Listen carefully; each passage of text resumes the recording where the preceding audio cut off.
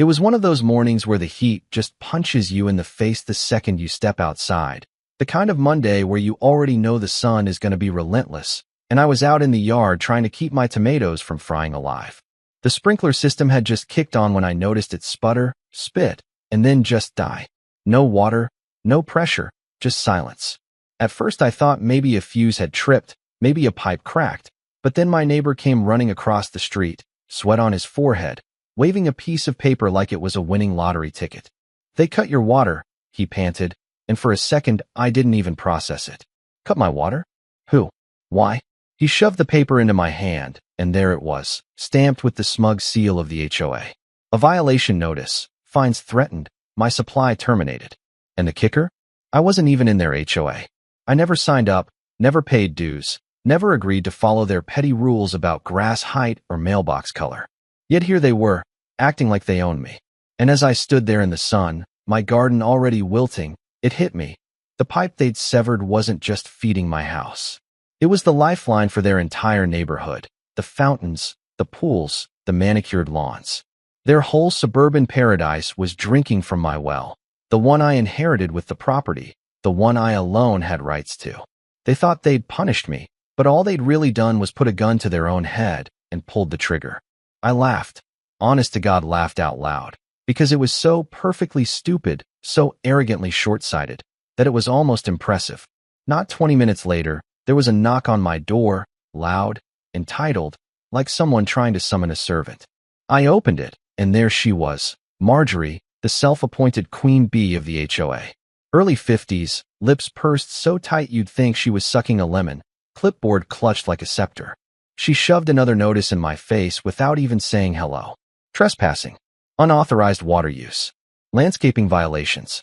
I just stared at her, then at the paper, then back at her. For a moment, I said nothing, just letting the silence grow long enough that her smug smile began to twitch. Finally, in the calmest voice I could muster, I asked if she realized I wasn't a member of her little kingdom.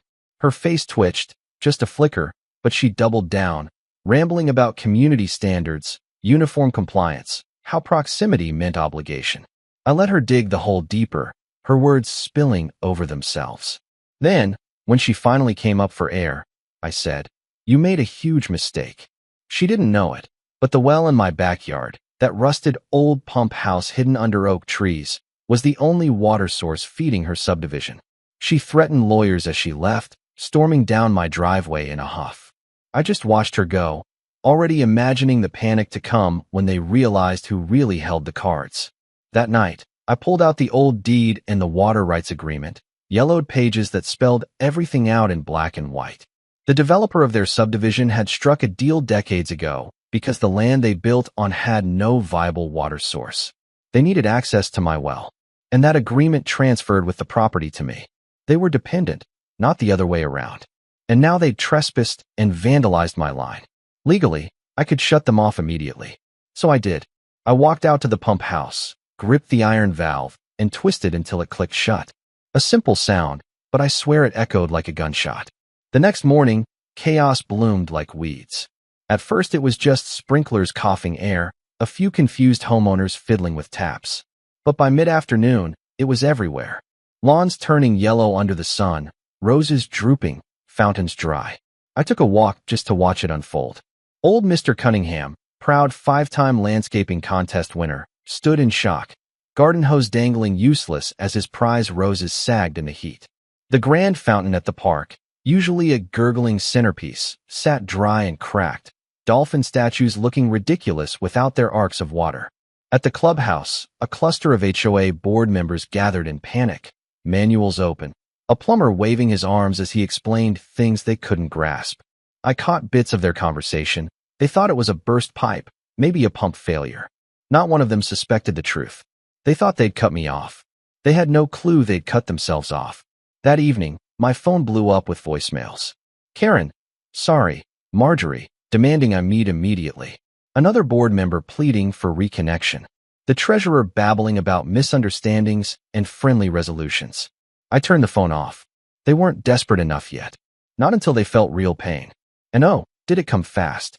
The community pool, crown jewel of summer, turned into a swamp in just one day. Parents were furious, kids devastated. The maintenance crew refused to go near it without water circulation, citing health hazards. Meanwhile, the flower beds at the entrance, the HOA's pride, wilted into brown patches. Neighbors started turning on the board, whispering, glaring, demanding answers. They called a town hall meeting, and I went, because how could I not? The clubhouse was packed, sweaty, angry residents crammed into folding chairs. Marjorie tried to project confidence, announcing they were working tirelessly to fix a technical issue. But people shouted over her. Why no backup? Why weren't we told? What's really going on? A retired engineer stood and dropped the bomb. The county confirmed they had no municipal supply. So where was the water supposed to come from? That's when I stood. The room hushed, all eyes on me. I walked to the front, laid my documents on the table, and explained in plain words, the well is mine. The HOA has a contract for access. By cutting my line, they cut themselves off.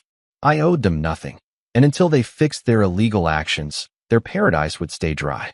Gasps, curses, mutterings swept through the crowd. People turned on Marjorie, their fury now aimed squarely at her. She tried to shout me down, claimed I was extorting them. But the truth was already out. I walked away to applause from half the room and the heavy silence of the other half. What followed was almost Shakespearean. The lawns went dead, the parks cracked, the playground rusted in silence. Property values nosedived. The HOA, desperate, sent me a cease and desist letter, threatening to sue if I didn't restore water. I laughed so hard I nearly spilled my coffee. My lawyer responded with a letter so brutal it practically bled ink, listing every contract, every violation, every act of vandalism they'd committed. Then came the midnight stunt. I caught them with my trail cameras, Marjorie herself, along with 2 loyal board members, sneaking onto my land with shovels and cheap piping, trying to rig a bypass. It was comical. I confronted them with a flashlight, their faces caught like raccoons in a dumpster. Trespassing and tampering with a utility line, I said. You sure you want to add that to your list of crimes? They stammered excuses about emergency community action, but their shame was written on their faces. They scurried off, leaving behind tools and a shallow trench. The video, of course, made its way online. By morning, half the neighborhood had seen their queen caught digging like a thief. From there, it snowballed. News vans parked at the subdivision entrance, cameras rolling on dead fountains, and angry homeowners. Local stations ran the story of the HOA that cut its own water. Marjorie tried a press conference, standing in front of the dry fountain, blaming me. But a resident lawyer read aloud from my water rights agreement on live TV. The footage went viral, her stammering, her excuses crumbling. Memes popped up. Welcome to Marjorie Gardens, where lawns go to die. Lawsuits began, not just mine but residents suing the HOA for damages, for negligence, for ruining property values. Board members resigned in disgrace. Only Marjorie clung to her throne, insisting she'd find a way. But she was a queen without an army now. My civil suit hit next, packed with evidence. Vandalism, trespassing, breach of contract. The court froze HOA assets. Their parks, clubhouse, even their ornate entrance sign went up for auction. And guess who bought them? For pennies. I didn't demolish anything. I just posted tasteful signs. Private property, no trespassing. Their kids couldn't play in the park. Their meetings couldn't happen in the clubhouse. Their fountains stayed dry. The symbols of their power became monuments to their failure. Marjorie, facing personal liability and no insurance coverage for criminal acts, sold her house and disappeared to a dingy rental in another town. From iron-fisted ruler to exile in just months. And the neighborhood? Well, without the HOA's stranglehold, people started to breathe again.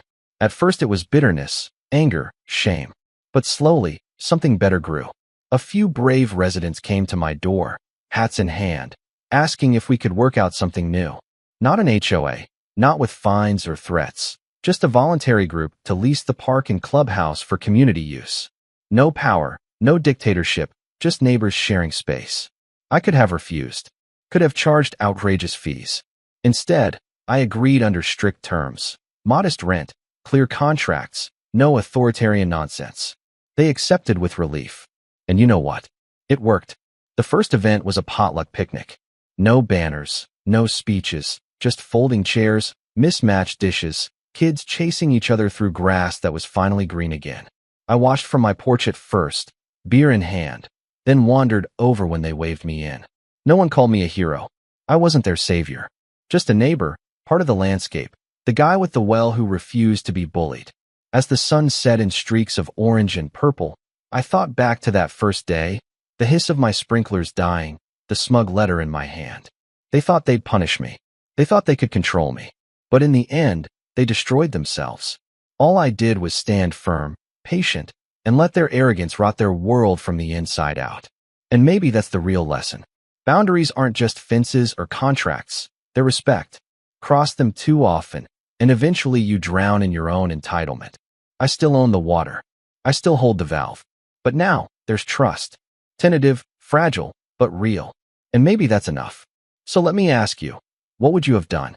If neighbors or an HOA tried to cut off your lifeline out of arrogance, would you fight back? Would you forgive? Or would you let them destroy themselves? Tell me in the comments, because I'd love to know how you see it.